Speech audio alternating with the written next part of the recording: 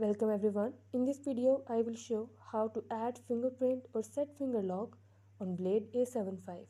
Before starting this video, please press the bell icon or do subscribe this channel. Let's start our video without wasting any time.